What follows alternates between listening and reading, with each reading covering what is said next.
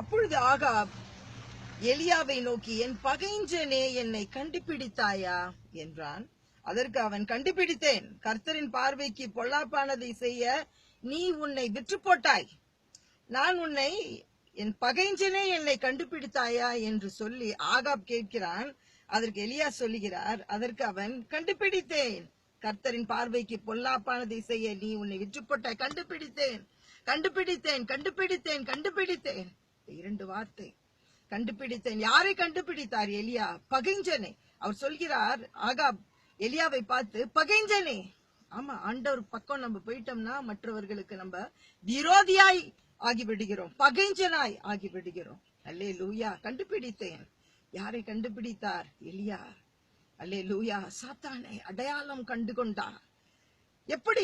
நாபோத்தினுடைய அந்த திராட்சை தோட்டத்திலே நாபோத்தின் திராட்சை தோட்டத்தை சொந்தமா எடுத்துக்கொள்ள அங்கே போயிருக்கிறான் என்று சொல்லி 18வது அதிகாரத்தில் ஆண்டவர் அவருக்கு டைரக்ஷன் கொடுக்கிறார். எங்க பதுங்கி இருக்கிறான் சாத்தான் என்று சொல்லி ஆண்டவர் அடையாளம் காட்டுகிறார். நம்ம எவ்வளவு ஆண்டவர்கிட்ட க்ளோஸா இருக்கிறோமோ சாத்தானை ஆண்டவர் அடையாளம் காண்பிப்பார்.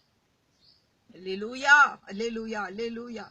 சில நேரத்துல அநேக பிரச்சனைகள் குடும்பத்துல, சர்ச்சில், இல்ல எதுக்காக இந்த பிரச்சனை வருது, ஏன் இந்த போராட்டம் வருது, ஏன் ஒரு மாதிரியான ஒரு அன்ஈசியான ஃபீலிங், ஏன் இந்த இடத்துல இப்படி இருக்கு, யார் காரணம், ஒண்ணுமே புரியாது. ஆண்டவரோடு நம்ம உபவாசம் இருந்து நம்ம ஜெபிக்கும் போது ஆண்டவர் காட்டுவார். எனக்கு எதுக்கு தொடர் தோல்வி, ஏன் என் வீட்டுல இந்த மாதிரியான ஒரு பயங்கர மிஸ் அண்டர்ஸ்டாண்டிங்ஸ் எல்லாம் வருது, ஆண்டவர் அடையாளம் காட்டுவார். ஆண்டவர் சொன்னார், நாபோத்தின் திராட்சை தோட்டத்திலே ஆகாப் ஒளிந்து கொண்டிருக்கிறான், அதை அவன் பறிக்க, அவன் அதை பொசஸ், அவன் அதை சொந்தமாக்கி கொள்ள பார்க்கிறான், இப்போ அங்க இருக்கிறான் அவன் என்று ஆண்டவர் சொல்லுகிறார். அல்லேலூயா. ஒரு சகோதரி வந்தாங்க பார்ப்பதற்கு, ரொம்ப அவர்கள் சின்ன ஒரு உருவம், நான் விதவை என்று சொல்லி வந்தார்கள். அவர்கள் உடனே என் முன்னால வந்து முழங்கால் போட்டு ஜெபிங்க மேடம், எனக்கு யாருமே இல்லை, நான் விதவைன்னு சொன்னாங்க. உடனே நான் அந்த சகோதரி, அவங்க வந்து முழங்கால் போட்டு ஜெபிங்கன்னு சொன்னது, 2வது நான் விதவைன்னு சொன்னது, இது எல்லாம் என் இதயத்தை தொட்டது. உடனே நான் அவர்களை வேலைக்கு சேர்த்தேன். பிறகு தொடர்ச்சியாக தேவ ஜனமே எவ்வளவு பிரச்சனைகள். ஸ்டாஃப் ரூம் என்று சொல்லி எங்க ஸ்கூல்ல ஒரு ஸ்டாஃப் ரூம் இருக்கு. இந்த சகோதரி என்ன பண்ணாங்கன்னா, ஸ்டாஃப் ரூம் க்ளோஸ் பண்ணிட்டு சாப்பிடும் பொழுது ஸ்டாஃப் ரூம்ல மேனேஜ்மெண்ட பத்தியே பேச ஆரம்பித்தாங்க.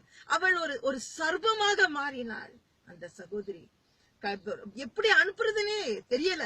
அவ்விதமான பயங்கரமான ஒரு சூழ்நிலையில ஒரு நாள் நான் வந்து சேலரி கொடுத்து நீங்க போயிருங்க என்று சொன்னேன். அது பயங்கரமான ஒரு வெற்றியின் நாளாக மாறினது. உங்களுடைய சர்ச்சில் ஒரு சண்டே கிளாஸ் டீச்சர் வரலாம், ஒரு பிரீச்சர் வரலாம், வீட்டுல யாராவது நம்ம வீட்டின் மெம்பர்ஸ்ல யாராவது இவ்விதமாக பிரச்சனை பண்ணுகிறவர்களாக இருக்கலாம். அடையாளம் கண்டு, அக்கா நான் என்ன செய்யணும், அடையாளம் கண்டு என்னக்கா நான் செய்யணும், உங்க பிள்ளைங்க ஏன் இப்படி ரொம்ப பயங்கரமா இருக்கிறாங்க, யார் அவன் ஃப்ரெண்டு, அடையாளம் கண்டுபிடிச்சு நான் என்னக்கா பண்ணணும், ஜெபிக்கணும். அந்த சகோதரியை உடனே வெளியேற்ற முடியல என்னால.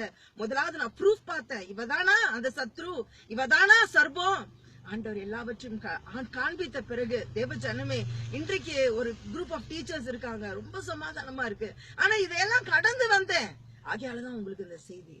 சாத்தானை அடையாளம் கண்டுகொள், அவனை விரட்டு, உன் வாழ்க்கையில இந்த சர்பத்தை விரட்டு. ஜெபம் பண்ணுங்க. சில சாத்தானை வந்து உடனே விரட்டிட முடியாது, சில நேரத்துல வந்து கூடவே இருக்கும். அவங்களுக்குள்ள இருக்க அந்த பிசாசை விரட்டணும். உபவாசம் இருந்து ஜெபிக்கணும். God bless you.